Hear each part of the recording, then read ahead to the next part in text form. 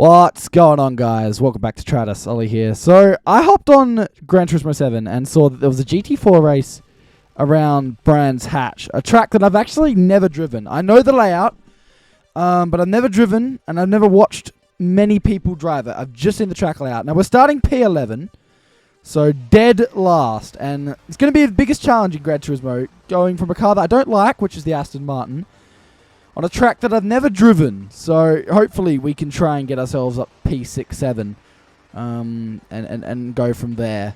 So here we are getting ready to start the race. And it's been a while since I've been on a sim, about 4 months. So, you know, I only hopped on the other day for the first time with the new sim upgrades video coming out soon. So, you know, that adds to the challenge even more as we get underway. But it adds to the challenge even more considering I haven't raced in quite a while. Now, turn 1 here, as we go into it, I actually didn't think it was a braking corner, as you could see. And off into the gravel trap with the new physics update. And fortunately, that's put us back a second or 6 seconds back from P9. And then the chicane. We take it really badly as well. Really wide. And yeah.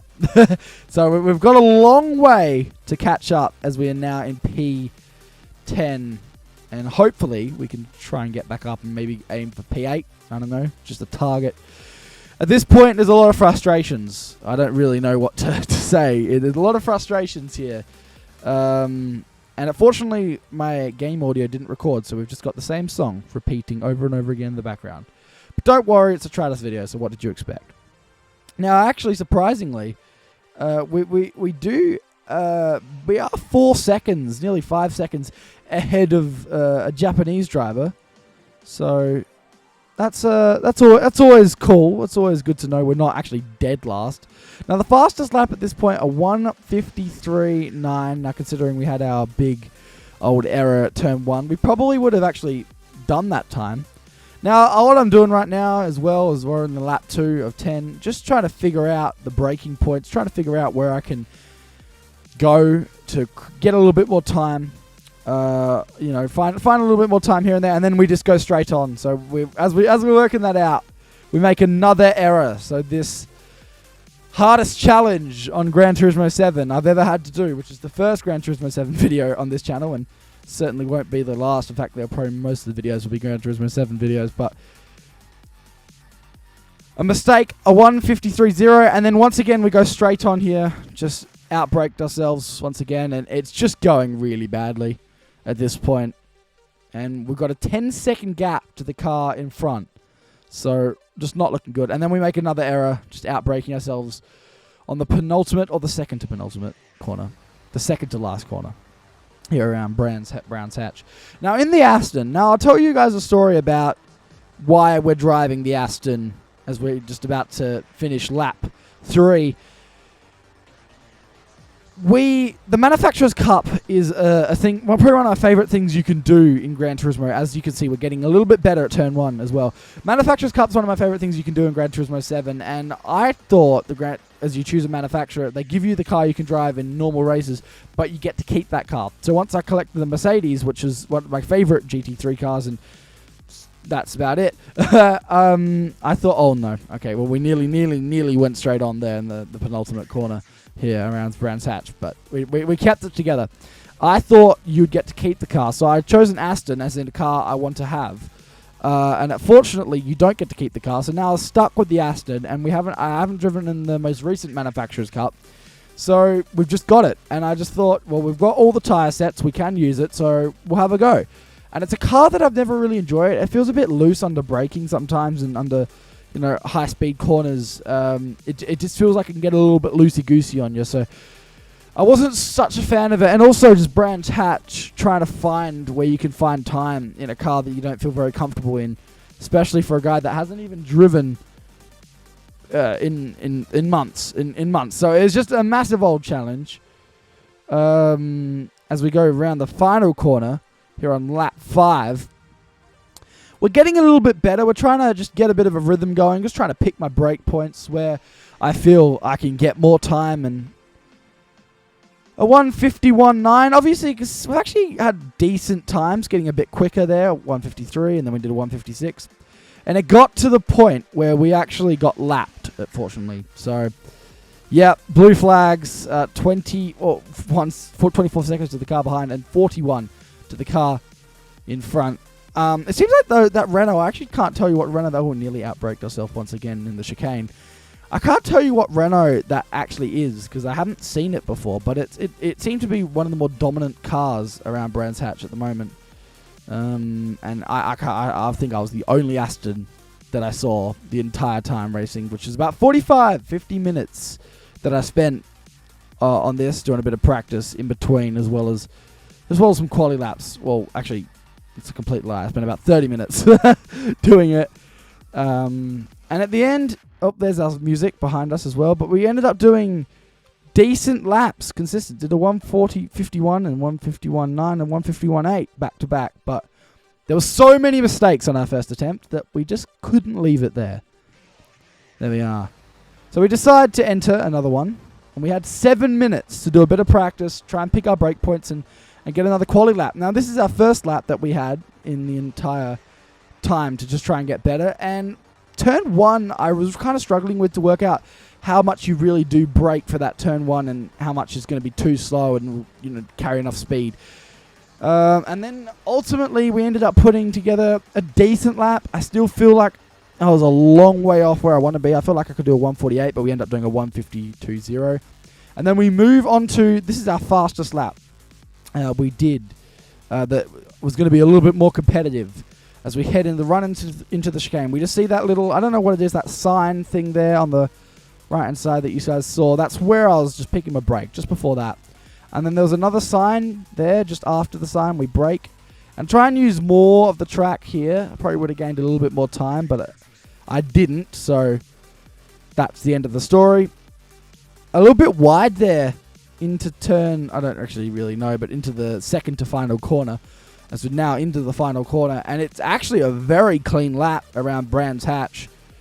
Probably one of the best I've ever done around Brands Hatch, because this is the first time I've ever driven Brands Hatch, so of course it's the best. It's going to be a 150.545, and kind of in the process of deciding, yeah, that is going to be enough. So we're going to go ahead and exit, and that's going to be enough for P5 in our second race. So let's see where this can take us. We're hopefully going to go forwards. But you never really know in Gran Turismo 7. You never really know. And that's genuinely what I'm getting at as well, to be honest. As playing more and more Gran Turismo 7 in my life and Gran Turismo, you never really know what's going to happen. You could finish last in the race and we start last and end up first as we get underway now. Now, I actually got a really good start. The straight line speed of the Aston's pretty good. Now, we send it down the inside of the Renault, and he actually outbrakes himself and goes off into the gravel. So we end up P4. And then the Bugatti up ahead as well gets a really iffy chicane and actually has a big old snapper oversteer and understeer. And it's just everywhere, that Bugatti. And then I'm going to try and send it down the inside, but I just outbrake myself, and he goes straight back through. So now, about where we are, we're just trying to set ourselves up in this position, try and keep an equal gap behind and extend the gap, or equal gap in front and extend the gap behind. And then we actually nearly, once again, go into a gravel trap, and we just leave the door open for this, is it Turkish driver to go through? I don't really know. But this guy to go through. And now we're back in P5 with a 3-second gap behind. So a lot of action here in the first lap of racing. Well, technically the 11th lap of racing. But this guy in front, well, as it seems he's a second and a bit in front, he actually becomes to have quite an interesting battle. Kind of a Max Verstappen, Lewis Hamilton battle. But I'm Lewis, and here's Max Verstappen. But we'll get to that in a bit. Come around the final corner. Actually take this corner pretty well here. Now, I'm probably not using as much of the track as I really need to around Brands Hatch. I certainly could go a lot quicker, and that's the guy in front. I feel like if I was in a car that I felt very comfortable with and still not learning the track, I feel like I probably could be up there competing with him. But there, he makes a bit of an error in turn 1. So we're able to go around the outside, or actually send it down the inside, down to the chicane. Now, he doesn't seem to know that he's going to become unghosted and just turns in on me for no apparent reason. And we get that move done. Or so we think. I'm getting a bit excited and looking at the gap to see how far we get, and we just outbrake ourselves. So far that we end up on the grass. But he actually outbrakes himself and takes me with him, and does give me a little side swipe. So I'm kind of thinking, all right, well, I'm going to give him a lot of space, and maybe him being in front of me isn't such a bad thing, considering he's going to try and rear end me and push me off the track in all ways, shape or form. He's really getting his elbows out. I try to be the nice guy in Gran Turismo as well. I'm not the guy that, want to push you off the track, or if I'm angry at you, I'm going to ram you. I'm the guy that's kind of going to get the ram. You know what I mean? I'm the nice guy. Now, fortunately, I nearly go off with him, but he actually goes off once again, which allows us past in turn 1. This guy just doesn't take turn 1 very well. Actually, worse than me, to be honest. And inside the chicane, we actually got a 1.5 gap to the guy behind. Well, now we do. And it nearly goes out to 2 seconds. And in fact, it does go out to 2 seconds here. And this is where we kind of think, okay, well, maybe we're getting a little bit comfortable here. But I think he is in either a quicker car or is just used to driving Brands Hatch. Because I felt in my own ability very even to this guy. As we take the final corner, once again, pretty darn well. This track, it's really fun. I just made like a fart noise with my mouth. It's really fun, but you have to get everything right. Now, fortunately, the gap does come down dramatically. In fact, to 2/10. It actually gives me a little bit of contact there. And this is where he gives me a lot of contact there. And he just barges his way through. And there's a lot of frustration for me. And I remember this because this was only about 3 hours ago. And I didn't know what to think of it. He basically barges his way through. And I'm thinking, all right, Gran Turismo, bit of common sense, he'll probably get a penalty. No penalty. No penalty. No penalty. And in fact, after all that, I'm actually getting pressure from the Renault behind. So, oh dear. It just hasn't gone well, really. Now, obviously, as we go into turn 1, we're hoping that he doesn't take it very well. And this time, he does actually take it well. So he starts going off in the distance. And I don't know what car he's driving. I think it's a BMW. Maybe an M3, like an older M3, and that thing's rapid. I don't feel like he's much quicker than me, but I certainly don't feel like I've chosen the correct car for this race. Now, I was definitely thinking about him in front. I was trying to get him back, but unfortunately, it seems when you're trying to attack, you forget about the cars behind, and I did, and now we've got quite a bit of pressure from the Renault behind. And, just trying to close the door, go defensive all way, shape or form. And then we have an awesome discovery that he's actually got a penalty. So all I have to do is just keep it clean. And I should have P5 under my belt, realistically. And I actually still don't feel comfortable. This car feels quite wiggly. And, I'm having snaps of understeer, really, through certain corners as he goes and takes his penalty. Now, it actually gets the gap out to a second and a bit there. A 1.5 actually, in the end.